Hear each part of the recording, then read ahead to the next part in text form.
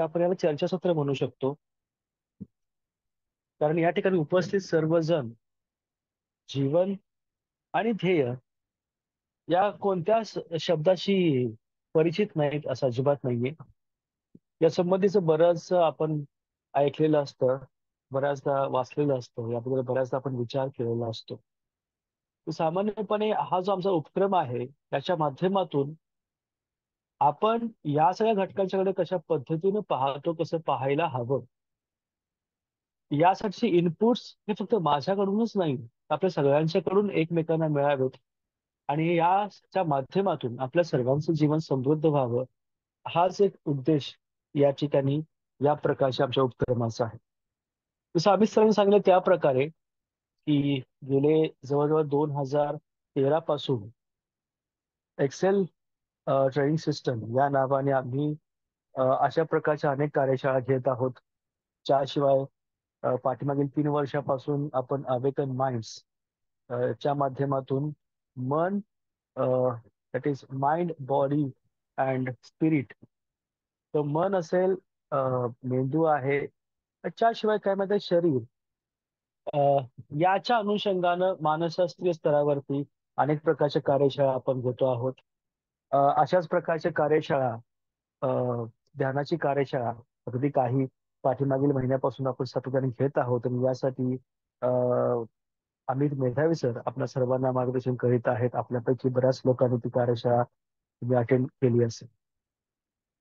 मित्रांनो, आज आपण ज्या विषयासंबंधी चर्चा करायची आहे, मी पुन्हा म्हटलं की चर्चा करायची असं मी पुन्हा पुन्हा सांगतो, याचं कारण हेच आहे की जर तुमची काही अशी अपेक्षा असेल की या ठिकाणी तुम्हाला मी काही शॉर्टकट सांगेन किंवा मी तुम्हाला काय अशी स्ट्रॅटेजी देईन, त्यापेक्षा आपण सर्वजण मिळून या विषयाकडं कशा अर्थाने बघू शकतो किंवा यातून आपण काय आपल्या जीवनासाठी वेगळं काय घेऊन जाऊ शकतो चर्चेच्या माध्यमातून, ते आपण लक्षात घ्यायचं आहे. तर आजचा विषय आपला आहे लाईफ अँड गोल्स. मराठीमध्ये याला आपण म्हणतो जीवन आणि ध्येय. आजच्या या या एक तासाभरामध्ये आपण ही चर्चा करतोय की जीवन म्हणजे नेमकं काय आहे. आता जीवनाचे अर्थ विविध असतील, म्हणजे कोण कवी वेगळ्या प्रकारे सांगू शकतो, शास्त्रज्ञ वेगळ्या प्रकारे सांगू शकतो, बायोलॉजिस्ट वेगळ्या प्रकारे सांगू शकतो, बरोबर.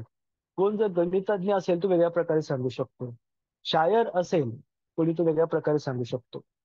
पण सामान्यपणे ही एक वास्तविक जीवनाचा अर्थ काय आहे आणि मग खरंच या जीवनामध्ये ध्येय असणं गरजेचं आहे का?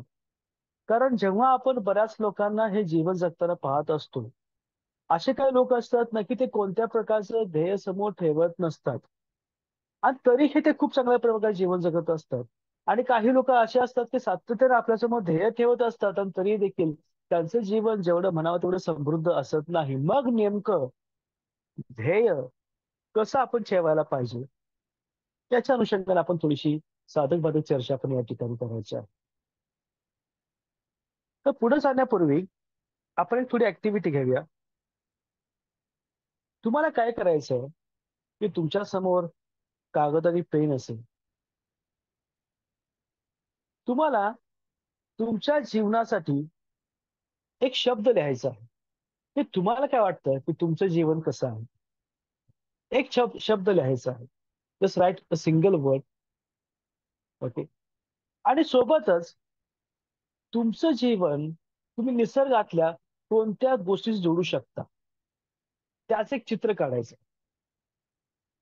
एक तुमचं जीवन मेटाफॉरिकली आपण जर बोलायचं झालं मेटाफॉर, तर तुमचं जीवन कशा पद्धतीचं आहे हे दाखवणारी एखादी कशाशी तुम्ही जोडू शकता. ते काय फळ असेल, फूल असेल, पान असेल, डोंगर-दऱ्या असतील, काही वस्तू असतील. चला, पटपट आपण करून घेऊया हे आणि मग आपण पुढे जाऊया.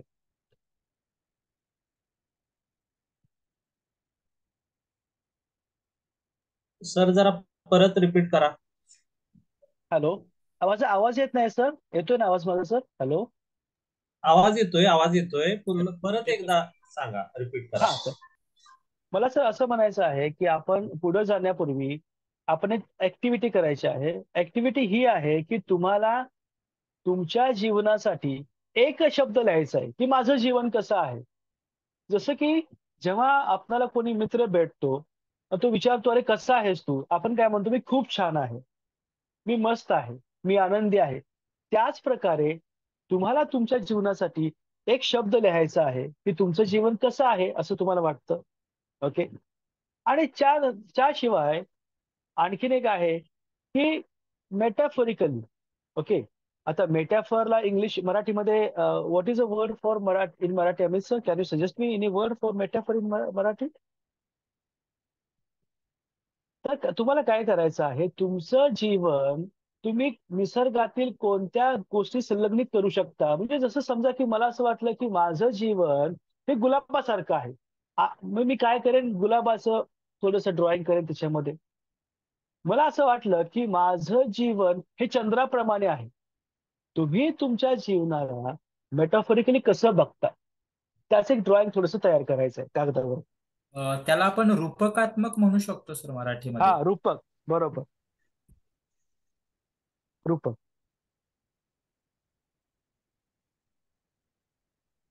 हां, आलं का लक्षात सर्वांच्या? खूप एक वेगळ्या प्रकारची ॲक्टिव्हिटी आहे. बऱ्याचदा आपण जीवनाकडे अशा पद्धतीनं तुम्ही पाहत आहात की नाही हे मला कल्पना नाही. आता आपल्याला कळेलच ते तुम्ही कशा पद्धतीने त्याकडे पाहता. तुम्ही कशालाही म्हणजे कशाची आकृती घेऊ शकता त्याच्यामध्ये, कशाचं चित्र काढू शकता.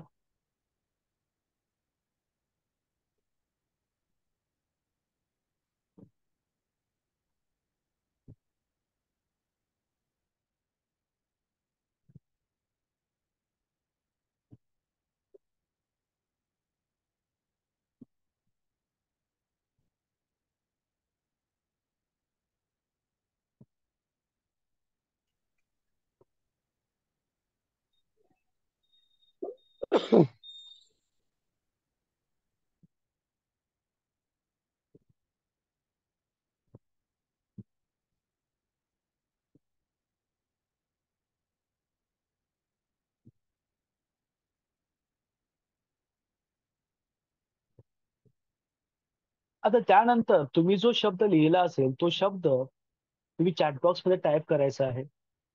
मराठी असेल, इंग्लिश असेल, हिंदी असेल आणि सोबतच जर तुम्हाला अ, शक्य असेल, तर ती इमेज तुम्ही अपलोड करू शकता चॅट बॉक्समध्ये.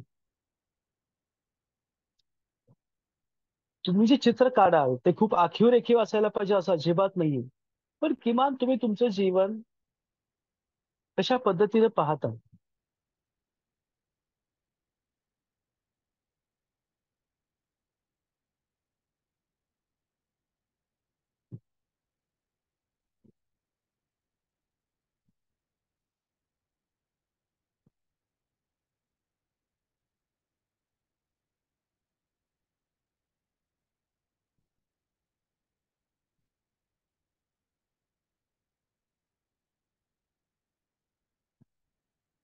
मेधावी sir, it is totally expected from you. मला हे माहीत होतं की तुम्ही हेच लिहिणार. अरे वा. गुड.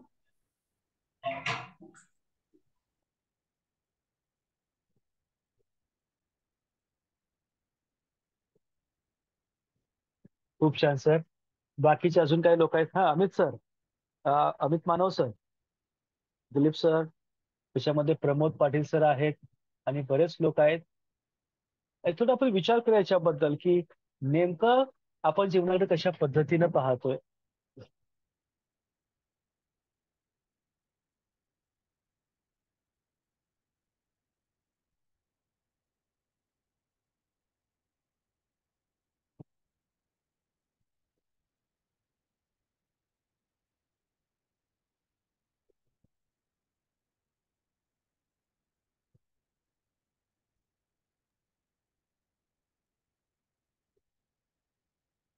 जर तुम्ही चित्र काढू शकत नसाल तरी हरकत नाहीये. तुम्ही फक्त त्या ठिकाणी एक शब्द तुमच्या जीवनासाठी आणि तुम्ही ज्याच्या रूपात पाहता जीवनाला, तो त्याचा देखील शब्द लिहिला तरी हरकत नाही. चंद्रप्रमाणे मोहक.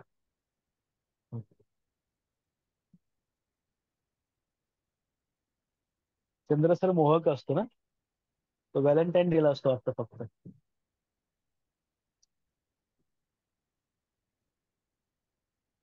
सुखी आणि संतोषपूर्ण. ओके, ठीक आहे.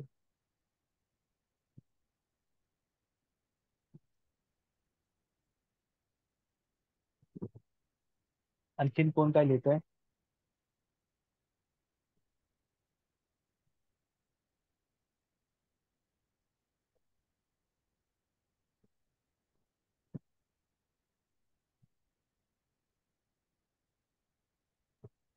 ठीक आहे, काही हरकत नाही.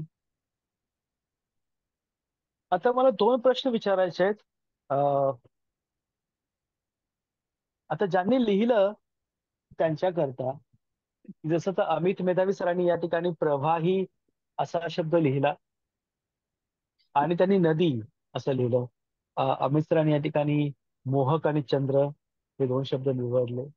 तर तुम्ही सांगू शकाल का मला की तुमची भूमिका याच्या पाठीमागची काय आहे, हे निवडण्या पाठीमागचं कारण काय आहे? आणि दुसरा प्रश्न असा आहे की खरंच तुम्ही याच्या पूर्वी, म्हणजे तुम्ही आता जेव्हा हा प्रश्न तुमच्या पुढे उपस्थित केला की तुम्हाला अशा प्रकारे लिहायचंय, असा विचार करायचा आहे, त्यानंतरच तुम्ही याच्याबद्दल विचार केलात की अगोदरपासूनच तुम्ही याच्याबद्दल असा विचार करत आलेले आहात? येस. मेधावी सर, तुम्ही काय सांगू शकाल तर? निश्चित तुम्ही सांगू शकाल. कमॉन. हो सर. पहिली तर ही गोष्ट आहे की हा दुसऱ्या प्रश्नाचं उत्तर मी आधी देतो.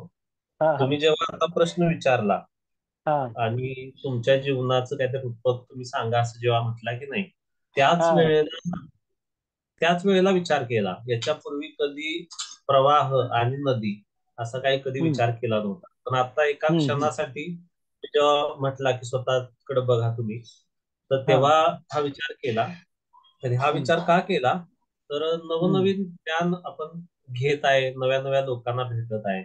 आणि जसं हम्म, समजा नदीमध्ये कचरा पण येतो, काही हम्म. चांगल्या गोष्टी पण नदीमध्ये येतात, ती नदी त्याला हम्म. स्वतःमध्ये सामावून घेते आणि वाहून अगदी नेते. बरोबर. पुढं पुढं काय हम्म, होतं, जरी त्यामध्ये काय अशुद्धी मिसळली असली तर ते वाहण्याच्या हम्म. प्रोसेसमध्ये ते अशुद्धीचं रूपांतर शुद्धतेत होतं आणि जो कचरा वगैरे आहे तो नदीच्या काठावरती येऊन तो बाहेर पडून जातो. मग बाहेर. तसं काहीच आपल्या पण जीवनात सुरू आहे असं मला वाटलं, की अनेक गोष्टी आपण शिकत आहे, अनेक लोक संपर्कात येत आहेत. त्यातले वाईट वर्तन करणारे किंवा वाईट लोक ऑटोमॅटिक बाजूला जात आहेत, चांगले लोक वाढत आहेत. आणि सुरुवातीला कसं नदीचा प्रवाह छोटा असतो उगमाजवळ, आणि हम्म, ती वाढत वाढत हम्म, वाढत वाढत पुढं जाते. आणखी एक मला असं जाणवलं की नदीच्या वाटेमध्ये समजा काहीतरी मोठं काहीतरी जर आले असेल, मोठा हा, दगड आला असेल, मोठी हा. टेकडी आली असेल, किंवा आणखी मोठं लाकूड जरी उंडका आला असला, तर नदीचा प्रवाह जेव्हा वाढतो तेव्हा ती त्या सगळ्याला भेदून जाते आणि अगदी स्वतःची खरं. वाट तयार करते. तसं काही आपल्या आयुष्यामध्ये घडत आहे असं मला जाणवलं तुम्ही प्रश्न केल्यावरती. आणि म्हणून मग प्रवाही जीवन आहे आणि ते नदीसारखं आहे असं म्हटलं. ओ, धन्यवाद सर. ओके, ठीक. हा, अमित सर, तुम्ही काय सांगू शकाल? मानव सर, अमित मानव सर. हो सर, हो हो. मी सर माझ्या स्वतःच्या जीवनाला रूपकात्मक चंद्राप्रमाणे बघतो. आणि हा विचार साहजिकच तुम्ही जो आता प्रश्न विचारला त्याच्यानंतरच विचार केला.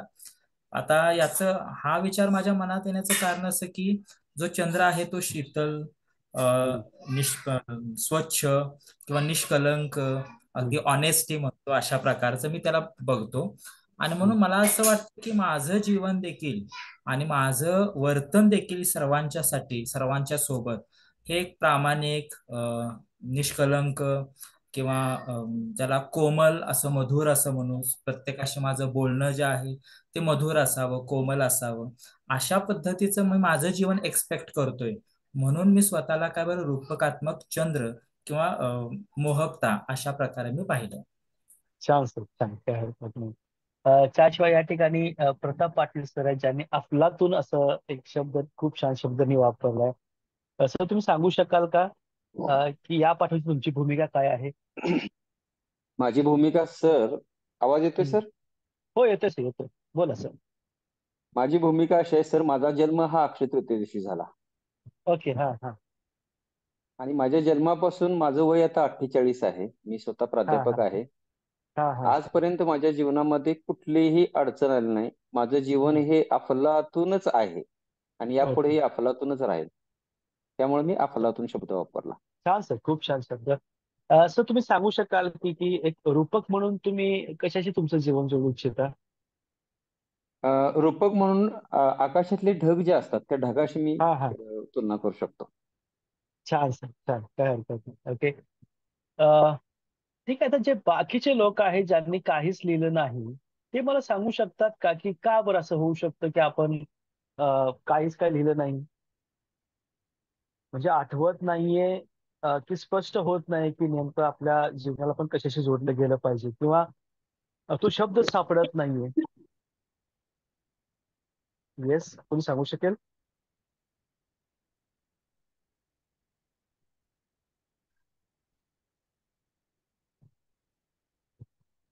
कोणी सांगू शकेल का ज्यांनी काहीच लिहिलं नाही? ते सांगू शकतात का? येस. ओके, चला, काय हरकत नाहीये. हे आपण सर्वांनी लक्षात घ्यायला पाहिजे मित्रांनो, की बऱ्याचदा आपण हा विचार कधीच करत नाही की माझं जीवन नेमकं कशा पद्धतीचं आहे आणि खरंच आपलं जीवन आपण एका शब्दामध्ये मांडू शकतो का? तर हो, मांडू शकतो. जसं या ठिकाणी जसं सरांनी सांगितलं, अफलातून माझं जीवन आहे. त्यांनी ज्या प्रकारे आपला जीवन प्रवास सांगितला की 48 वर्षामध्ये अगदी जन्मापासून आतापर्यंत ज्या प्रकारे त्यांचं जीवन ऊर्ध्वगामी दिशेने वाटचाल करत आहे. जसं मेधावी सरांनी सांगितलं की त्यांचं जीवन नदीप्रमाणे कसं प्रवाहित होत चाललंय आणि ते प्रगल्भ प्रगल्भ होत चाललंय. त्याशिवाय अमित मानव सर म्हटले की चंद्राप्रमाणे ते मोहक आणि ते शीतल आणि शांत अशा प्रकारचं आहे. तर हे थोडंसं आपल्या जीवनाबद्दलची जी आपली एक रूपकात्मक जी विचारधारा आहे, जी भूमिका आहे, ती स्पष्ट असणं गरजेचं आहे.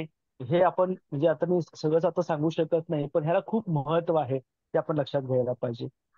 आणखीन एक प्रश्न या ठिकाणी असा आहे, की जेव्हा तुम्ही अशा पद्धतीनं तुमच्या जीवनाकडे पाहता, की माझं जीवन हे अशा पद्धतीचं आहे, जसं की तुम्ही म्हणता ते मोहक आहे, सुखी आहे, प्रभावी आहे, प्रवाहित होणारं आहे किंवा अफलातून आहे, आणि त्याशिवाय तुम्ही कोणत्यातरी निसर्गातील एका घटकाशी ते जोडता आणि त्या प्रकारे जीवन आहे असं म्हणतात. त्यानंतर तुमच्या मनामध्ये, जसं या ठिकाणी आता आम्ही सगळे खूप छान स्पष्टीकरण दिलं, तुम्ही सगळ्यांनी स्पष्टीकरण दिलं.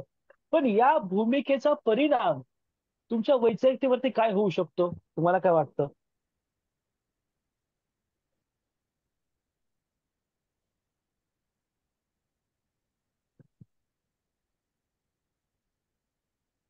या भूमिकेचा परिणाम आपल्या वैचारिक दृष्टिकोनातून असा होऊ शकतो, हा. आपण जर नेहमी सकारात्मक बाजूने विचार केला तर आपल्या जीवनामध्ये ज्या घडणाऱ्या घटना आणि घडामोडी असतात त्या नेहमी सकारात्मक घडतात. म्हणून Yes. मी तर नेहमी लॉ ऑफ अट्रॅक्शन जो आकर्षणाचा सिद्धांत आहे, अगदी तो बरोबर. आकर्षणाचा सिद्धांत मी माझ्या जीवनामध्ये नेहमी वापरतो. ज्या ज्या खूप छान गोष्टी सर. आपल्याला हव्या असतात त्या गोष्टी मिळवण्यासाठी लॉ ऑफ अट्रॅक्शन, तो वैज्ञानिक पद्धतीला मानू अगर न मानू, पण मला त्याचे प्रत्यय आलेले आहेत. म्हणजे एखादी गोष्ट निश्चितच सर.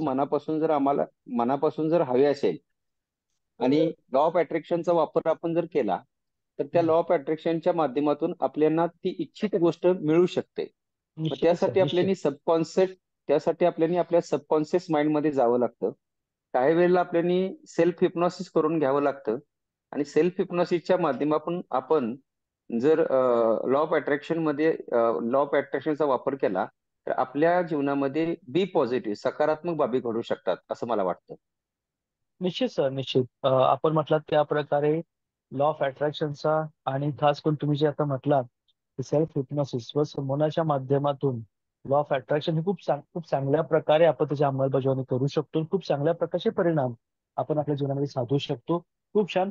आणि तुम्ही जे म्हटलात सर की अशा प्रकारच्या विचारधारेमुळे की माझं जीवन हे अशा पद्धतीनं आहे, हे हे जेव्हा आपण मुद्दामहून पाहतो त्याच्याकडे, त्यानंतर आपण अगदी सकारात्मक होतो. आणखीन कोण काय सांगू शकेल की जेव्हा तुम्ही तुमच्या जीवनाला अशा पद्धतीनं पाहता की माझं जीवन यासारखं आहे, असं पाहिल्यानं आपल्या एकंदरीत मानसिकतेमध्ये, विचार प्रक्रियेमध्ये काय बदल होऊ शकतो किंवा होतो? हा मेधावी सर. हा, जेव्हा आपण पाहतो, समजा एक शब्द आता आपण एखादा ठरवला स्वतःसाठी, हम्म, तर ते हम्म, ठरवल्यानंतर आपल्या लक्षात येतं की खरोखर त्या गोष्टीला आपण पात्र आहोत का, किंवा आपल्यात त्यासाठी हम्म, काही आज कमतरता आहेत का, किंवा त्यामध्ये पुढे जाण्याचे काही चान्सेस आहेत का, त्याच्याविषयी पण आपलं मन विचार करायला सुरुवात करतं. किंवा अधिक काही चांगलं करता येईल का, किंवा आपल्या आयुष्यात आता ज्या वयाच्या टप्प्यावर आपण आहोत, काय मिळवायचं राहिलेलं आहे, काय मिळवता येईल, किंवा आपल्या ॲबिलिटीज काय आहेत, याच्याकडे मला वाटतं की थोडं का असेना लक्ष जातं आणि माणूस भानावरती खरंच. येतो. येस, थँक्यू सर, खूप छान. दिलीप सर, आपण काय सांगू शकाल?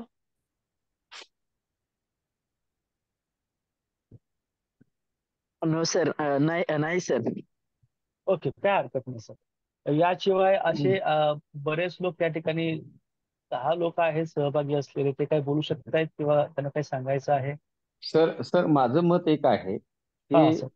कॉन्शियस माइंड आणि सबकॉन्शियस माइंड, चेतन आणि अवचेतन मन, जोपर्यंत हे मनाचे प्रकारच लोकांना समजत नाहीत, हम्म, हम्म, तोपर्यंत हम्म, आपण कॉन्शियस माइंडच नेहमी विचार करत असतो. सबकॉन्शियस माइंडने ज्यावेळेला आपण बी पॉझिटिव्ह विचार करेल किंवा सबकॉन्शियस माइंड मध्ये जाऊन हम्म, बरोबर सर, बोला सर.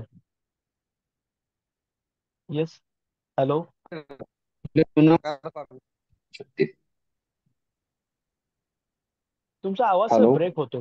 हा सर, बोला बोला. हा हा सबकॉन्शियस माइंडला जर आपण चालना दिली, सबकॉन्शियस माइंडचा जर आपल्या जीवनामध्ये आपण वापर केला. हम्म. सर आवाज येतोय का? हा सर, बोला बोला सर. सबकॉन्शियस माइंडचा वापर करून जर आपण जीवन जगण्याचा प्रयत्न केला, तर कुठल्याही लोकांच्या जीवनामध्ये कुठलेही प्रॉब्लेम येणार नाहीत. आपलं जीवन हे आनंददायी सुखमय होईल. मला निश्चित एवढं सर, सांगायचं आहे. निश्चित निश्चित सर, हम्म, अगदी खरं आहे. आणि तुम्ही म्हटलं असं त्या प्रकारे की लोकांना हे खूप चांगल्या प्रकारे कळायला हवं की हम्म, आपलं जे सबकॉन्शियस माइंड आहे, ज्याला आपण अवचेतन मन असं म्हणतो, त्या हम्म, जीवनामध्ये, दैनंदिन जीवनामध्ये घडणाऱ्या घटनाचं खरं कारण, हे मूळ आहे, ते त्याच माइंडमध्ये आहे. हे जेव्हा लोकांना खूप चांगल्या प्रकारे कळेल, त्यानंतरच खऱ्या अर्थानं लोकांच्या जीवनामध्ये बदल घडू शकतो. चला, काय हरकत नाही, खूप छान चर्चा आपण पहिल्याच मुद्द्यावरती केली. आता सामान्यपणे जीवनाकडे आपण पाहण्याचा दृष्टिकोन या ठिकाणी बघितला की आपण कसं पाहायला हवं किंवा आपण कसा विचार करतो. पण वास्तवात जीवन म्हणजे नेमकं काय आहे? मग व्हॉट डू थिंक? तुम्हाला काय वाटतं सर्वांना?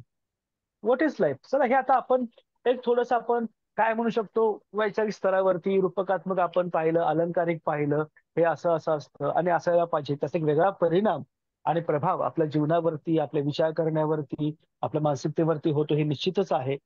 पण वास्तविक जर आपण पाहिलं तर जीवन काय आहे? जीवन ही एक आनंद यात्रा आहे. तिचा हा, उपभोग घेता आला पाहिजे. खूप छान सर, खूप छान. आणखीन कोण काय सांगू शकेल? जेव्हा आपण जीवनाकडे, कोणत्याही व्यक्तीच्या व्यक्तिगत जीवन असेल किंवा इतरांचं असेल, जेव्हा आपण जीवन आणि मानवी जीवन असं म्हणतो, तर त्यावेळेला वास्तवात ती काय गोष्ट आहे? ते काय आहे?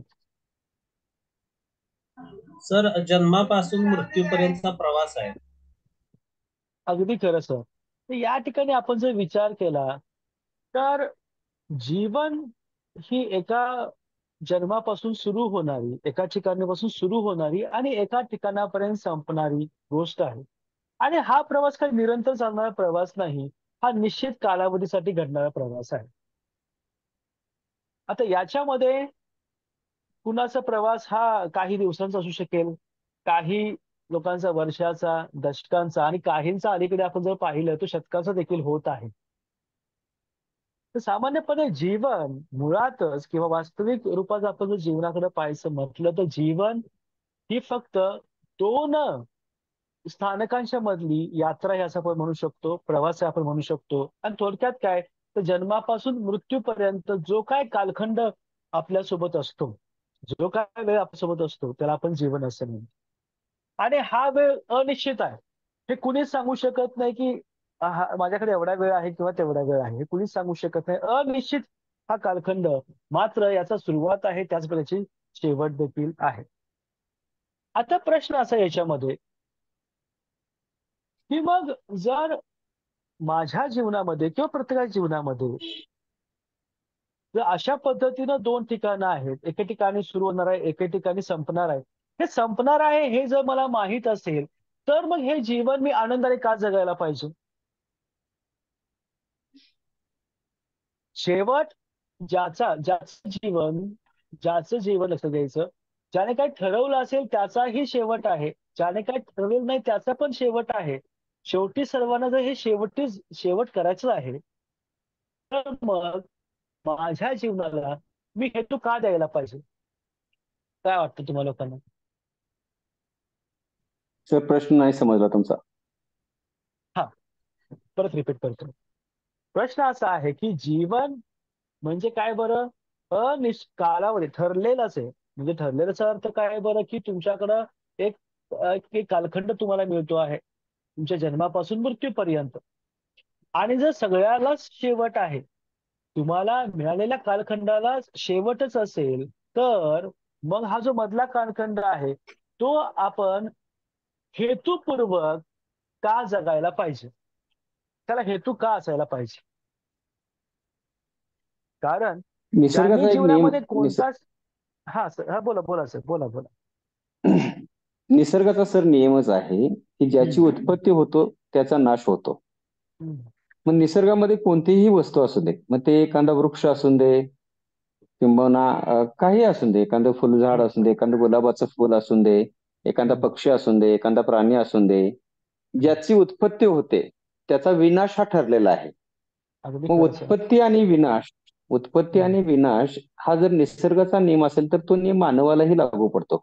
बरोबर. मग जन्म आणि मृत्यू या दोन टोकांच्या मधलं जे अंतर आहे त्याला आपण जीवन असं म्हणायचं.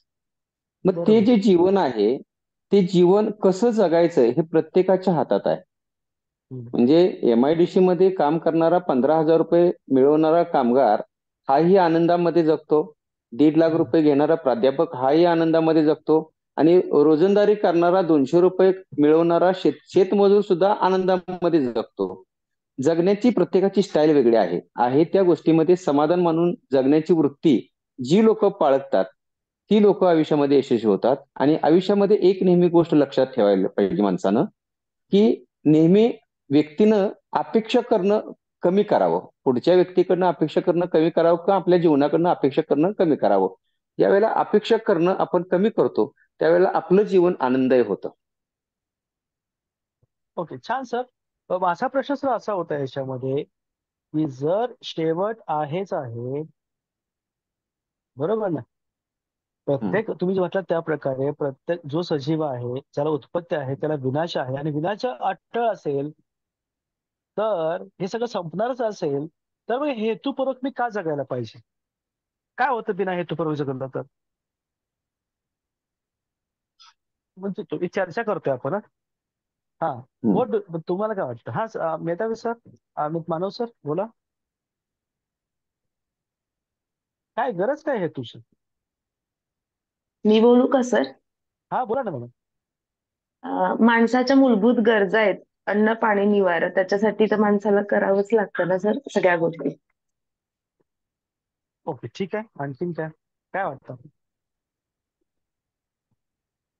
बरोबर. हा, किंवा मेधावी आपण सर. एवढा दिवस आपण लाईव्ह आहे तेवढा दिवस तर आपले मेडिसिन्स हम्म, आले किंवा आपल्या मुलांचे शिक्षण आले किंवा हम्म, हम्म, हम्म, आपल्या घर चालवायचे, आपल्याला घरातले फॅमिली मेंबर्स आपल्यावरती डिपेंड आहेत. तर हम्म. त्याच्यासाठी आपल्याला अर्निंग करावंच लागतं सर. अगदी बरोबर मॅडम. ओके, आणखीन काय सांग? हे बघा, मी याच्यामध्ये एक गोष्ट मला सांगू इच्छितो की जसं सरांनी सांगितलं की हे आपण जे चर्चा करतोय याच्यामध्ये आपली मतं आपण सगळे मांडतो. मी माझं मत मांडतोय, प्रताप सर त्यांचं मत मांडतायत, मेधावी सर त्यांचं मत मांडतायत. याच्यामध्ये जेव्हा आपण बोलतोय तर कुठलं चुकीचं किंवा बरोबर असं अजिबात नाहीये. अशाच प्रकारचे प्रश्न तुम्ही देखील उपस्थित करू शकता, नाही असं नाहीये. विषय हाच फक्त आहे की आपणाला हे आपण सर्वांनी मिळून हे हम्म. आपली जी प्रगल्भता आहे त्या म्हणजे आपली जी विचारधारा आहे, आणखी प्रगल्भ करायची आहे जीवनाकडे. आपण कशा पद्धतीने पाहू शकतो याबद्दलची. म्हणून बरोबर माझा सर. प्रश्न हा सर, बोला.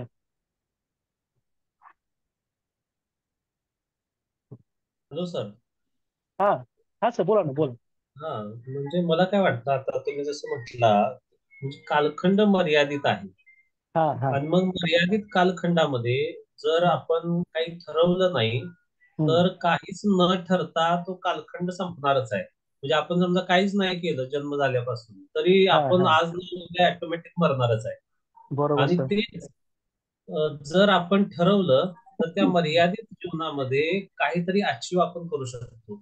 जरी आपण मेलो तरी आपण ज्या गोष्टी साध्य केल्या त्याचा फायदा किमान पाठीमागच्या पिढ्यांना सुद्धा होऊ शकतो. असंही आपल्याला करता येतं. उदाहरणार्थ हा समजा एखादा व्यक्ती बस स्टँडवर थांबलेला आहे हा. आणि तो तिथे जाऊन सकाळी थांबलेला आहे. त्यानं जर ठरवलंच नाही कुठल्या गावाला बरोबर जायचं तर तो बरोबर. काय करेल, कुठल्याही बसमध्ये बसेल आणि हम्म. जी बस ज्या शेवटच्या स्टॉपला जाते तिथं तिकीट काढेल आणि तिथं जाऊन उतरेल.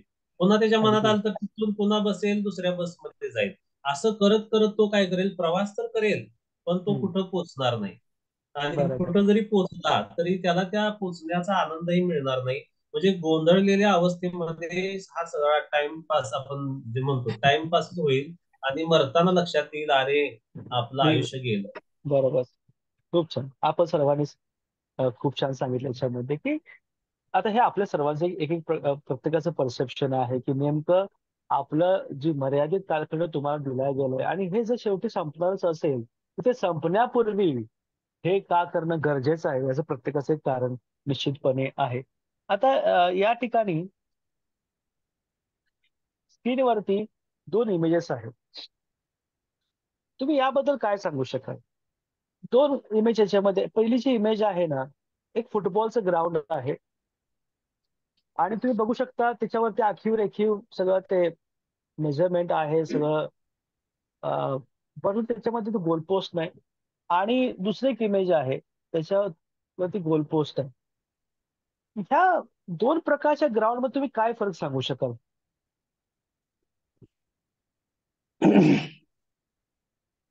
ज्या चित्रामध्ये गोलपोस्ट आहे हां सर.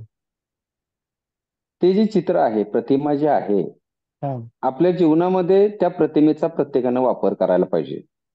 कारण आम्हाला येस. एखादा गोल करायचा आहे किंवा एखादा गोल आपला आपण ठरवलेला आहे. तो हां. गोल पूर्णत्वास जाण्यासाठी जे 2 नंबरचं चित्र आहे, हं, ते हं, अतिशय हं. महत्वाचं आहे. 1 नंबरचं जे चित्र आहे, तिथं कुठेही हां. गोल आपल्याला दिसत नाहीत. त्यामुळं हं, हं, आयुष्य सैर-वैर घालवण्यापेक्षा म्हणजे आयुष्याचे हं. आपले 4 टप्पे आहेत. बरोबर सर. हं, जन्मापासून 25 वर्षापर्यंत आम्हाला शिक्षण घ्यावं लागतं, नोकरीचा शोध हं. करावा लागतो. 25 वर्षापासून 50 वर्षापर्यंत आम्हाला नोकरी करत करत बंगला बांध, गाडी घे, या गोष्टी कराव्या लागतात. मुलं-बाळं होतात, संसार करावा लागतो. 51 वर्षापासून 75 वर्षापर्यंत मुलांचं लग्न वगैरे नातवंड यामध्ये जातो आणि 75 वर्षानंतर मग माणूस कुठेतरी आराम जीवन जगायला लागतो. आणि हं, हं, मगाशी हं. सरही म्हणलेत, की बाबा माणसाचा मृत्यू होताना माणसाला असं वाटतं. पण माझं वैयक्तिक मत असं आहे, मी थोडासा हं. अध्यात्माचा अभ्यास करणारा माणूस आहे, बोला ना सर, की बोला, मी बोला. बऱ्याच पुस्तकातून बऱ्याच गोष्टी वाचल्या, हं. की माणसाला त्याचा मृत्यू कधी समजतच नाही. बरोबर. म्हणजे आपण ही हं. संकल्पना आहे, हा एक्सपायर झालेला आहे, हे आपण ठरवतो. पण प्रत्येक माणसाला त्याचा मृत्यू होतो हे माहीत नसतं. तो झोपेच्या अवस्थेमध्ये असतो आणि झोपेच्या अवस्थेमध्ये त्याचा मृत्यू होतो. त्यामुळे जीवनाचं एखादं ध्येय जर आम्हाला पूर्ण करायचं असेल, तर 2 हं. नंबरची जी प्रतिमा आहे, गोल, ती हं. गोल असणारी प्रतिमा डोळ्यासमोर ठेवून आपण जर जीवन जगण्याचा प्रयत्न केला, तर आपल्या जीवनामध्ये कोणताही अडथळा किंवा अडसर येणार नाही. आपण यशस्वीरित्या जीवन जगू शकतो. त्यामुळे मला असं वाटतं, की 2 नंबरची हं. जी प्रतिमा आहे, ती आपल्या जीवनासाठी योग्य आहे. ध्येय निश्चितीसाठी योग्य आहे. छान sir. Thank you sir. Thank you sir. आता आपण या ठिकाणी म्हटलात सर ना, की त्या प्रकारे की मेधावी सरांना हेच म्हणायचं होतं, की मरतानाचा अर्थ असा आहे, की जेव्हा असं होतं, की मी नेहमी असं म्हणत असतो, की समय और समझ साथ में नहीं आते. बराचसा वेळ निघून गेल्यानंतर कळतं, की मला हे करायला हवं होतं आणि आपण बऱ्याचदा असं पाहतो, की उतार वयामध्ये जसं सरांनी म्हटलं, की 75 नंतर जेव्हा तो रिकामा होतो जीवन जगण्यासाठी बऱ्याचशा कौटुंबिक जबाबदारीमधून आणि त्याला हे कळतं, की बरंच काही करता आलं असतं, पण ते करू शकलो नाही. अशा प्रकारची एक भावना लोकांच्या मनामध्ये निर्माण होते आणि हेच मला वाटतंय मेधावी सरांना सांगायचं होतं. मेधावी सर तुम्ही काय सांगू शकाल? या ठिकाणी 2 प्रतिमा आहेत आपल्या समोर. दोन्ही ठिकाणी फुटबॉलचंच मैदान आहे. एके ठिकाणी काय बरं सगळं ते आखलेलं आहे ग्राउंड, दुसऱ्या ठिकाणी आखलेलं आहे. पण एका ठिकाणी गोल पोस्ट नाही, एका ठिकाणी गोल पोस्ट आहे. या दोन्ही प्रतिमांचा संबंध आपण आपल्या जीवनाशी कसा जोडू शकतो? जसं आता या ठिकाणी प्रताप सरांनी खूप छान प्रकारे सांगितलंच. तुम्ही काय सांगाल सर? हा, मला काय वाटतं आता पहिलं ग्राउंड पाहिल्यानंतर तिथं नेमकं काय करायचं आहे आणि हा, कोणती दिशा घ्यायची आहे, हम्म, कुठं थांबायचं आहे याचं काहीच स्पष्ट होत नाही. पण बरोबर. दुसरं ग्राउंड पाहिल्यानंतर पटकन लक्षात येतं तिथे एक नेट आहे आणि तिथं आपल्याला गोल करायचा आहे, म्हणजे तिथपर्यंत बॉलला पोहोचवायचा आहे किंवा काहीतरी प्राप्त करायचं आहे. पण पहिल्या पिक्चर मध्ये ते काही स्पष्ट होत नाही. येस, येस, अगदी बरोबर सर. ओके. जसं या ठिकाणी सुमेधा मॅम असं म्हणतायत की in first picture there is no any goal. Yes, आपण दोघांनी खूप छान प्रकारे सांगितलं. अमित मानव सर, तुम्ही काय याच्याबद्दल आणखीन सांगू शकाल?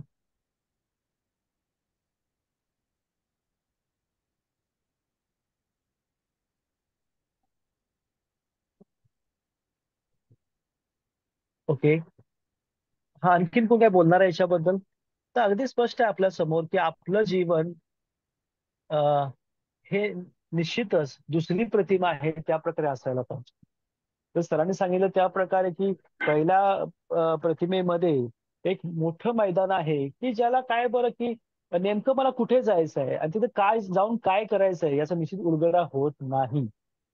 आपणाला प्राप्त असलेलं जीवन हे नेमकं त्या प्रकारे असतं, पण जे व्यक्ती ठरवतात की नेमकं मला या जीवनामध्ये काय करायचं आहे, काय प्राप्त करायचं आहे, ते अशा प्रकारे आपल्या त्या फुटबॉलच्या ग्राउंडवरती जसं गोल पोस्ट असतो त्या प्रकारे आपल्या जीवनामध्ये गोल्स ठेवत असतात. आता मी हे काही नवीन सांगायची गोष्ट नाही. आपल्या सर्वांना माहित आहे की आपल्या जीवनामध्ये ध्येयांचं किती महत्व आहे. ज्या प्रकारे आपण नेहमीच म्हणतो की जीवनाला जो अर्थ प्राप्त करून द्यायचा आहे किंवा ज्याचा आदर्श इतरांनी घ्यायला हवा अशा प्रकारचं जीवन जर निर्माण करायचं असेल तर आपल्या सर्वांना ध्येयाची गरज निश्चितच आहे. उपस्थितांपैकी सर्वांनी आतापर्यंत बरीचशी अशी ध्येय प्राप्त केलेली असतील, समोर ठेवलेली असतील. तर आणखी एक प्रश्न या ठिकाणी मला असा विचारायचा आहे की जेव्हा तुम्ही अशा प्रकारची ध्येय समोर ठेवली होती, तर ध्येय ठेवण्यापूर्वी तुम्ही कोणता विचार केला होता आणि ध्येय प्राप्तीनंतर तुम्हाला कोणकोणते फायदे झाले? तुम्ही निश्चितच सांगू शकाल.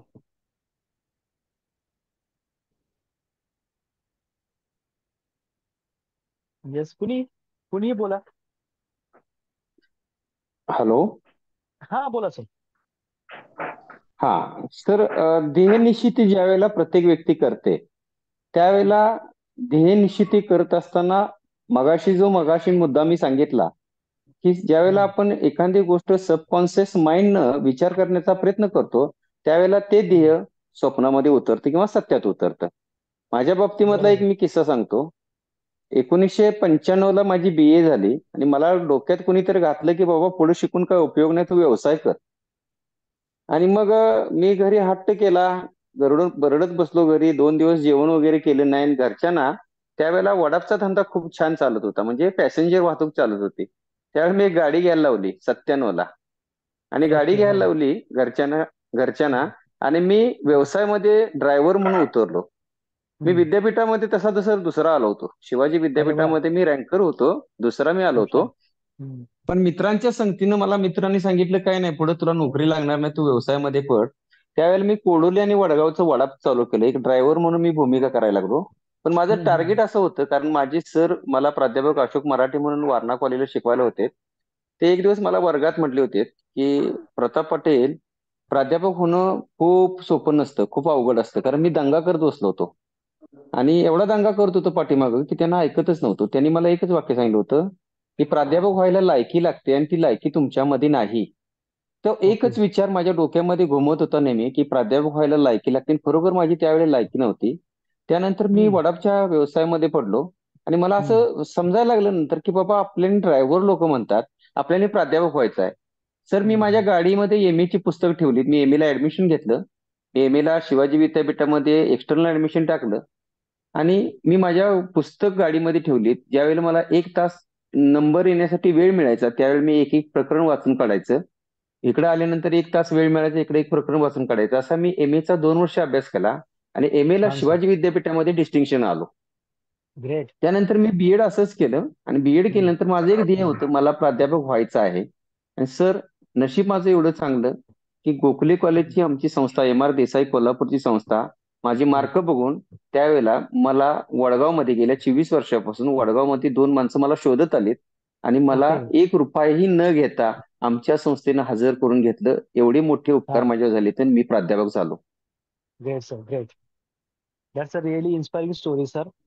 खूपच हा. अगदी प्रभावित करण्याची तुमची गोष्ट आहे. छान सर. हा. मेधावी सर, तुम्ही काय सांगू शकाल असं एखादं गोल, की ते गोल ठेवण्यापूर्वी तुम्ही काय विचार केला होता आणि गोल प्राप्तीनंतर तुमच्या जीवनामध्ये काय बदल झाला किंवा तुम्हाला त्याचा काय फायदा झाला? उदाहरणार्थ आता हा. माझं सांगतो की मला एक भाषा शिकायची होती, पाली हा. भाषा. हा. आणि हा. सुरुवातीच्या कालावधीमध्ये असं काही गोल ठरलेलं नव्हतं, कारण सुरुवातीपासून वाटत होतं की आपल्याला ते जमणार नाही, आपल्याला हम्म, शक्य नाही. पण तरी हम्म, आवड आहे प्राचीन साहित्य वाचायची म्हणून ते करूया. हम्म, आणि ज्या वेळेला अशी जाणीव झाली की नाही, निश्चितच आपण काहीतरी त्यातला एक कोर्स पूर्ण करूया, मग सर्टिफिकेट कोर्स पूर्ण केला. तो हम्म. पूर्ण करेपर्यंत काय आत्मविश्वास नव्हता आपल्याला हे जमणार नाही.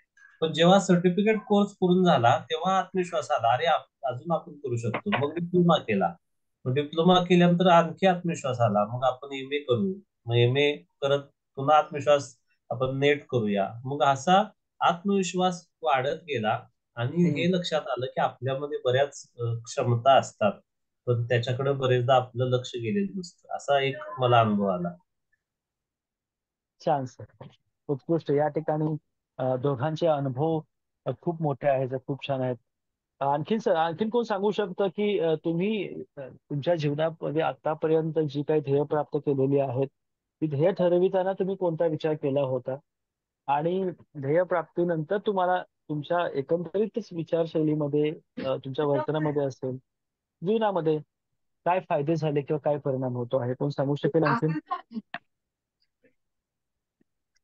येस.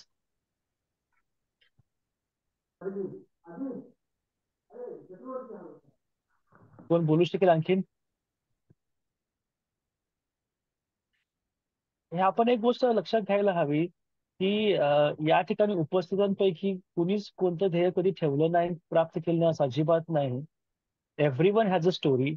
प्रत्येकाची मी असं नेहमी म्हणतो की प्रत्येकाची एक स्टोरी आहे, प्रत्येकाची कथा आहे आणि ती ऑफकोर्स प्रत्येकाचीच कथा इन्स्पायरिंग आहे. आणि म्हणून मला असं वाटतं की याच्या निमित्तानं आपण या ठिकाणी थोडंसं प्रत्येकाने सांगायला हवं की तुम्ही तुमच्या जीवनामध्ये जे काही ध्येय प्राप्त केलं असेल ते प्राप्त करण्यापूर्वी तुमची विचारधारा काय होती, तुम्ही कसा विचार करत होतात आणि प्राप्त केल्यानंतर तुमच्यामध्ये कोणता बदल झाला, तुम्हाला कोणते फायदे झाले. या ठिकाणी प्रताप सरांनी खूप छान सांगितलं की ते पहिले ड्रायव्हर चालक होते, ड्रायव्हर होते, नंतर त्याने ज्या पद्धतीनं त्यांना कुणीतरी क्रिटिसाइज केलं, टीका केली त्यांच्यावरती की तुम्ही चांगले प्राध्यापक होऊ शकत नाही, त्याकरता तुम्हाला तुमची लायकी सिद्ध करावी लागेल आणि त्यांनी त्या प्रकारे करून दाखवलं. It's a great story. याशिवाय मेधावी सरांनी सांगितलं की त्यांना एक भाषा शिकायची होती आणि अगदी परवाच सर त्या पाली भाषेमध्ये नेट सेटची परीक्षा उत्तीर्ण देखील झाले. तर अशा प्रकारचे अनेक ध्येय आपल्या जीवनामध्ये आपण ठेवत असतो आणि ते प्राप्त करत असतो. ते प्राप्त करण्यामधला जो संघर्ष आहे, तो संघर्षच तुमचं आणि आपलं सर्वांचं जीवन घडवत असतो. तर अशाच प्रकारची आणखीन एखादी स्टोरी या ठिकाणी कोण सांगू शकेल तर बरं, that will be very great to us. Yes. Hello. हा, बोला मॅडम. माझी एक स्टोरी आहे. हा. मी फर्स्ट ते 10 पर्यंत मी वर्गात काही फर्स्ट वगैरे नव्हते, पहिल्या 5 नंबरांमध्येच होते. हम्म, पण 9वी-10वी मध्ये, 8वी-9वी मध्ये मी चांगला अभ्यास करायची की चांगले मार्क्स मिळण्यासाठी. हम्म, पण हम्म, मला 10च्या फर्स्टला माझ्या बहिणीने प्रॉमिस केलं होतं घरच्यांनी की तू 10thला चांगले मार्क्स आणलेस की तुला हवं त्या कॉलेजला आपण ऍडमिशन घेऊ वगैरे. ओके. तर मी त्याच ध्येयाने कन्सिस्टन्टली अभ्यास केला. म्हणजे आज जे क्लासमध्ये स्कूलमध्ये झालंय तेच रात्री येऊन रिव्हिजन करणार, ते कम्प्लीट झाल्याशिवाय झोपायचंच नाही, असं कन्सिस्टंटली अभ्यास केला आणि स्कूलमध्ये मी 10वीत फर्स्ट आले. जे की मी ग्रेट. 10वी पर्यंत पहिल्या 3 नंबरमध्ये नव्हतेच. हा. पण 10वी मध्ये मी फर्स्ट आले. मग घरच्यांनी ते जसे बोलले होते तसं मला सांगलीला ऍडमिशन घेतलं त्याने पॅरामेडिकल हम्म, कोर्सेससाठी. हम्म, जसं हम्म, मला काहींनी सजेस्ट केलं होतं. तर हम्म, मला ते ऍडमिशन भेटलं. मग तिथे मी ऍडमिशन घेऊन मग आपण ठरवलं तर खूप काही करू शकतो. मग मी येस. डायरेक्ट 10 नंतर मराठी मीडियम मधून डायरेक्ट पॅरामेडिकल कोर्सेसला शिफ्ट झाले. म्हणजे तिथे सगळ्या मेडिकल टर्म्स. तिथेही मी येस. चांगले मार्क्स घेतले आणि त्याच्यानंतर माझं पोस्ट ग्रॅज्युएशन कम्प्लीट केलं आणि जॉब वगैरे. म्हणजे ठरवलं तर आपण करू शकतो हे मला 10वीच्या माझ्या रिझल्ट वरती अनुभवायला आलं. निश्चित निश्चित. सध्या तुम्ही जॉब करत आहात का मग तिथे? हो हो, मी जॉब करते. ओके, ठीक आहे. खूप छान madam. That's really great, inspiring. की 10वी पर्यंत आपण कधीच रँक मध्ये नव्हतो आणि त्यानंतर तुम्ही डिसाईड करता की तुम्हाला खूप चांगल्या प्रकारे मार्क्स घ्यायचे आहेत. तुम्ही अभ्यास करता आणि सडनली तुमच्या लाईफ मध्ये इतका शिफ्ट येतं की तुम्ही मराठी माध्यमातून अगदी पॅरामेडिकल मध्ये जाता आणि त्या ठिकाणी तुम्ही टॉप करता. खूप छान स्टोरी. आणखीन कोण सांगू शकेल अशाच प्रकारची ध्येय प्राप्तीची स्टोरी? कोण आणखीन हा हा बोला. हॅलो. पुन्हा बोलायचं. हा, येस येस. सर बोलू शकतो का? हा, बोला ना बोला ना. हा सर. प्राध्यापिका मंदा कदम लेखिका आहेत, त्यांचं एक पुस्तक होतं गंध विना नावाचं, ललित लेखाचं बरं. पुस्तक होतं. हा आणि त्या पुस्तकामध्ये एक वाक्य सुंदर लिहिलं होतं. म्हणजे गेली 10 वर्षापूर्वी मी ते पुस्तक वाचलं होतं. त्या पुस्तकामध्ये एक वाक्य लिहिलं होतं, भांडवल लावून पैसा मिळवण्यापेक्षा बुद्धीचा वापर करून पैसा मिळवता येतो. हा हा. वाक्य किती छान होतं बघा. भांडवल लावून पैसा मिळवण्यापेक्षा बुद्धीचा वापर करून पैसा मिळवता येतो. त्या वाक्यावर मी थिंकिंग करायला लागलो. मी त्याच्यावर येस. बरंच वाचन केलं. काय आपल्याला सोर्स निर्माण होतील. त्यानंतर माझ्या समोर अनेक प्रश्न निर्माण झालेत की समाजामध्ये लोकांना फसवायला लागल्यात. पंचांगिक शास्त्र आहे, तर लोकांना पंचांगिक शास्त्राचा आधार घेऊन लोकांना फसवतात. सर, मी पंचांग शास्त्राचा अभ्यास केला. त्यासाठी मी पुण्याला गेलो, नाशिकला ओके. गेलो. पंचांग शास्त्राचा पूर्णपणे अभ्यास केला. एवढा डीप मध्ये अभ्यास केला की आज माझ्या समोर जर एखाद्याला बसवला, एखाद्या पंचांगवाल्याला, तर मी एक ग्राहक म्हणून ज्यावेळी त्यावेळेला जातो त्यावेळेला तो किती धादांत खोटं सांगत असतो याचा मला अनुभव यायला लागला. मी पंचांगशास्त्राचा अभ्यास केला. हस्तरेषेच्या माध्यमातून लोकांना फसवत होती. मग मी हस्तरेषेचा अभ्यास करण्यासाठी सरळ केरळला गेलो. मी परिपूर्ण हस्तरेषेचा अभ्यास केला की ज्या हातावर रेषा असतात त्या हातावल्या रेषाचा आणि भविष्याचा काय संबंध असतो का, याचा वैज्ञानिक पद्धतीने अभ्यास केला. हस्तरेषा झाल्यानंतर मी रेखीमध्ये शिकलो, की रेखी मास्टर झालो, ग्रँड मास्टर झालो रेखीचा. रेखीचाही अभ्यास केला. आणि त्यानंतर माझं सगळं फिरून एका गोष्टीवर मन आलं की ह्या सगळ्या गोष्टी ज्या असतात ह्या मनाचे खेळ असतात. त्यानंतर मी हिप्नॉसिसचा अभ्यास केला, समूहशास्त्राचा अभ्यास केला. आणि मला एक गोष्ट समजली की समूहशास्त्राच्या माध्यमातून आपण लोकांना बरं करू शकतो, त्यांच्या माइंडवर काम करू शकतो. आणि त्यानंतर मी काउन्सिलिंगच्या क्षेत्रामध्ये शिरू लागलो. आज ओपनली या व्यासपीठावरून तुमच्या सांगतो की मी एक काउन्सिलिंग 3,000 रुपयाला घेतो. रोज माझ्याकडे 2-2, 3-3 लोक काउन्सिलिंगला असतात. 10वी-12वीच्या परीक्षा तर समोर आहेत. जी मुलं डिप्रेशन मध्ये जातात, ज्या मुलांचा अभ्यास होत नाही, या मुलांचं मी फॅमिली काउन्सिलिंग करतो. म्हणजे आता तर मी काउन्सिलिंग करत असताना फॅमिली काउन्सिलिंग करतो. त्यामध्ये वास्तुशास्त्राचा अभ्यास केला, त्यानंतर पाणीसाठ्याचा अभ्यास केला. म्हणजे आतापर्यंत मी तुम्हाला एक धाडसानं मोठं विधान करतो. आतापर्यंत मी पाण्याचे जवळजवळ 200 पॉईंट दाखवलेत. एकही पॉईंट माझा फेल गेला नाही. भूगर्भशास्त्राचा अभ्यास केला आणि वैज्ञानिक पद्धतीनं पाणी शोधण्याचं काम केलं, तर सगळे पॉईंट माझे यशस्वी झालेत. मग इथं मी काय वापरली? माझी बुद्धी वापरली. बुद्धीचा वापर करून मी पैसा मिळवायला लागलो. मी इथं कुठल्याही प्रकारचं भांडवल लावलं नाही. माणसाला आयुष्यामध्ये श्रीमंत व्हायचं असेल तर माणसानं बुद्धीला प्रगल्भ केलं पाहिजे आणि बुद्धीचा वापर करून आयुष्यामध्ये मोठा होता येतं. हे मला त्या प्राध्यापिका मंदा कदम यांच्या पुस्तकातून एका वाक्यातून मला प्रेरणा आणि स्फूर्ती मिळाली आणि मी माझं जीवन छानपैकी जगतोय. छान सर, थँक्यू सर. ओके. तर सर्वांनी ह्या ठिकाणी खूपच छान प्रकारे सांगितलं की तुम्ही तुमच्या जीवनामध्ये जीवनाला अर्थ द्यायचा कशा प्रकारे प्रयत्न केलेला आहे आणि त्याशिवाय तुम्ही तुमचे ध्येय कशा पद्धतीने प्राप्त केलेले आहेत. 9 वाजतात मित्रांनो. ऍक्च्युली 9 वाजेपर्यंतच आम्ही सरांनी मला या ठिकाणी सांगितलं होतं की सेशन घ्यायचं आहे. 9ला पुन्हा एक सेशन आहे. या ठिकाणी थांबतोय मी. ऍक्च्युली प्रत्येक शनिवारी आम्ही विचार करतोय की अशा पद्धतीनं जी खूप चांगली माणसं आहेत की जी वेगवेगळ्या विषयाची चर्चा करू इच्छितात आणि या ठिकाणी आपण पुन्हा एकाकडून नाही तर सगळ्यांच्याकडून काय आपण चांगलं शिकू शकतो आणि आपलं जीवन समृद्ध करू शकतो हा विचार घेऊनच आपण या ठिकाणी आज एकत्र आलेलो होतो. या ठिकाणी आज प्रताप सर, मेधावी सर, याशिवाय निशा मॅम असतील, सुमेधा मॅम असतील, अमित मानवसरे या सर्वांच्याकडून खूप काही नवीन नवीन ऐकायला मिळालं आणि आपण खूप छान चर्चा केली असं मला या ठिकाणी वाटतंय. अ, या ठिकाणी आपण थांबतोय, पण थांबण्यापूर्वी फक्त मला एकच विचारायचं होतं की ही जी चर्चा आतापर्यंत आपण केली ते खरंच कुठेतरी आपल्याला फ्रुटफुल आहे असं तुम्हाला वाटतंय का? आता याचा अर्थ फ्रुटफुल म्हणजे हे काय तुमची लाईफ चेंजिंग असेल असं मला म्हणायचं नाहीये, पण आपल्याला जे काही विषय मांडायचा होता या ठिकाणी तुमच्या मनातलं जे मांडायचं होतं की त्याला कुठेतरी वाव मिळतो आहे का, हे मी का विचारतोय? कारण अशाच प्रकारच्या कार्यशाळा आपण प्रत्येक शनिवारी इथून पुढे घेत आहोत, तर त्या माध्यमातून आणखीन लोकांपर्यंत आपण पोहोचू आणि सर्वांना हे एक असं व्यासपीठ एकत्र आपण देऊ शकतो की ज्या ठिकाणी लोक त्यांची मतं या ठिकाणी मांडू शकतात आणि बऱ्याच लोकांना आपल्या सगळ्यांच्या माध्यमातून सगळ्यांच्याकडून बरंच काही शिकायला मिळू शकतं. तर मग मला असं विचारायचं होतं की तुम्हाला अशी जी भूमिका तुम्ही या ठिकाणी मांडली किंवा हे जे आपण जे करतो आहोत याचा निश्चितपणे फायदा होईल किंवा होतो आहे का? मेधार सर, तुम्हाला काय वाटतं?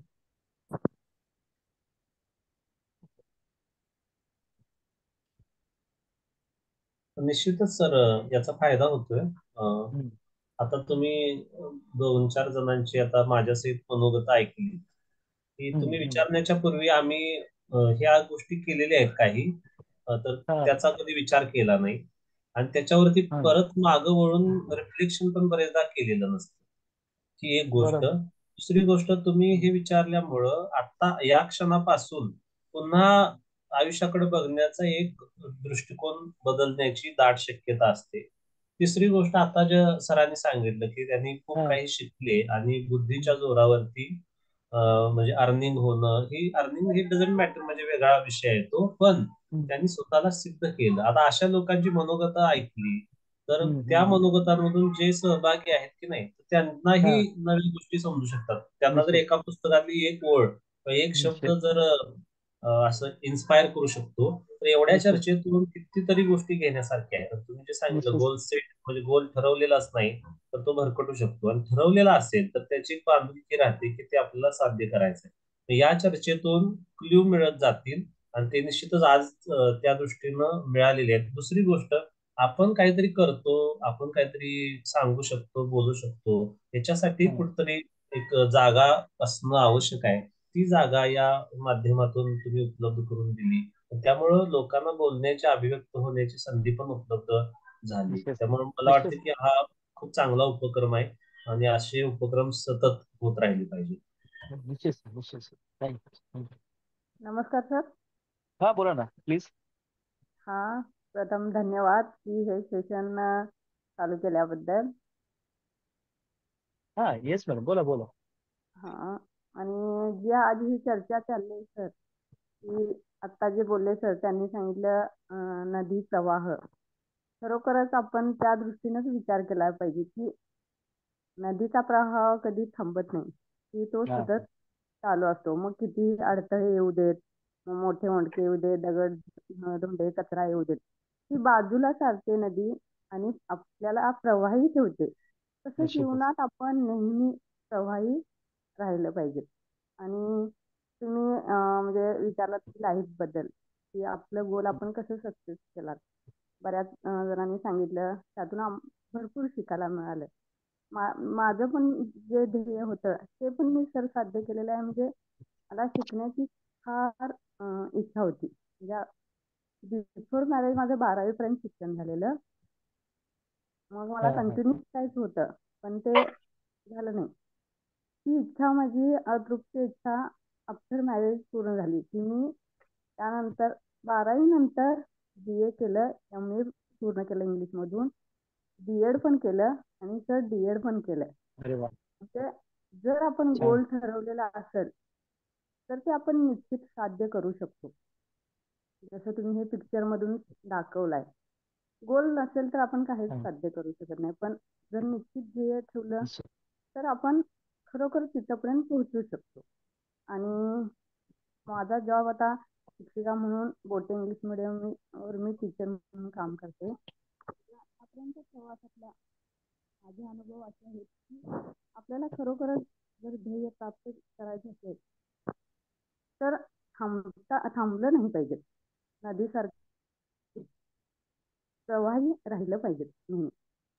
आणि एक माझी इच्छा होती सर, एक आदर्श शिक्षिका म्हणून माझ्या समाजात स्थान निर्माण व्हावं आणि खरोखरच मला 2 पुरस्कार मिळाले आदर्श शिक्षिका म्हणून. त्याबद्दल म्हणजे खरोखर एक कुठंतरी गोल अचीव केला असं एक वाटतंय, की आपल्यामुळं बऱ्याच जणांना प्रेरणा मिळते. हे खूप आनंद होतो मला. एवढंच सांगितलं.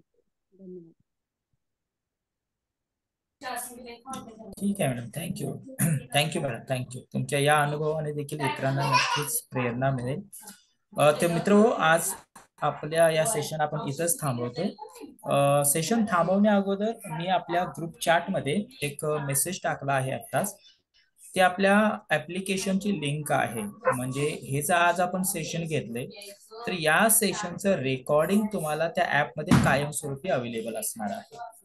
आणि म्हणून जर शक्य असेल किंवा मी विनंती करेन की तुम्ही हे ऍप डाउनलोड करून ठेवावं मोबाईलमध्ये, जेणेकरून इथून पुढचे जे काही सेशन्स होतील प्रत्येक शनिवारचे, ते सगळे सेशन्स तुम्हाला विनामूल्य पुन्हा बघण्यासाठी मिळतील आणि तुम्ही इतरांना देखील ते पाठवू शकता.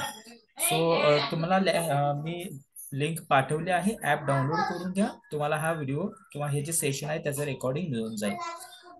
पुन्हा एकदा आपल्या सर्वांचे मनापासून आभार. तुम्ही आज वेळात वेळ काढून हे सेशन अटेंड केलात. आणि जसं अभिजित सरांनी सांगितलं तसं इथून पुढे प्रत्येक शनिवारी एखादं नवीन स्किल कसं डेव्हलप करावं, आपण कशा पद्धतीनं आपल्या जीवनाला अधिक विचारशील, प्रगतिशील, अधिक कसं स्किलफुल बनवू शकतो, या अनुषंगानं आपण प्रत्येक शनिवारी एक वेगळं स्किल घेऊन ट्रेनिंग देणार आहोत. तेव्हा आजच्या सेशनला आपण आज इथेच थांबतोय. पुन्हा भेटू आपण नेक्स्ट सेशनला पुढल्या शनिवारी. So once again thank you so much everyone. आपल्या सर्वांचे मनापासून आभार. Thank you so much. Good night.